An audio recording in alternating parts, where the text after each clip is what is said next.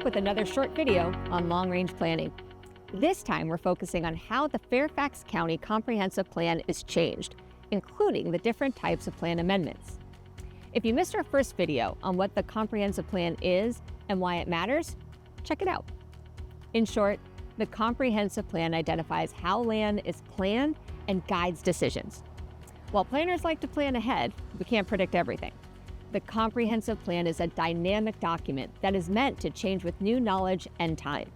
Reasons for changes to the Comprehensive Plan include state and local laws change, or a change could help advance a policy objective.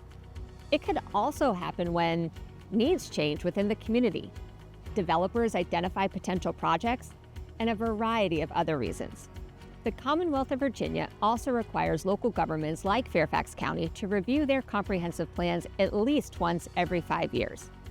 Put simply, changing the comprehensive plan takes a formal process that starts with the Board of Supervisors, either through adoption of the work program or a motion to evaluate a particular site. Before being adopted by the Board of Supervisors, proposed changes, called amendments, are reviewed by staff, the community, the Planning Commission, and then the Board of Supervisors. Both the Planning Commission and the Board hold public hearings to obtain community feedback. While some comprehensive plan changes impact the entire county, others only impact one piece of land. We break these types of changes out into the following categories: Site-Specific Plan Amendments, or SSPAs, Activity Center or Neighborhood Amendments, County-wide Policy Amendments, and Board-Authorized Plan Amendments. A Site-Specific Plan Amendment, or SSPA, does just what the name suggests. It proposes changes to the comprehensive plan on a site-specific level. This might happen when a developer has a plan for a project that doesn't fit within the vision currently laid out by the comprehensive plan, but is a development that may still be beneficial for the neighborhood.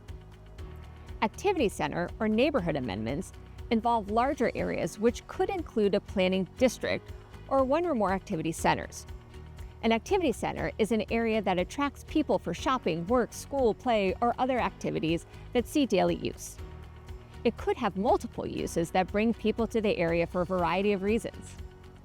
Finally, county-wide policy amendments are those that change the comprehensive plan for the entire county and are made to address county-wide policy guidance and objectives. An example of this is the affordable housing policy or environmental policies.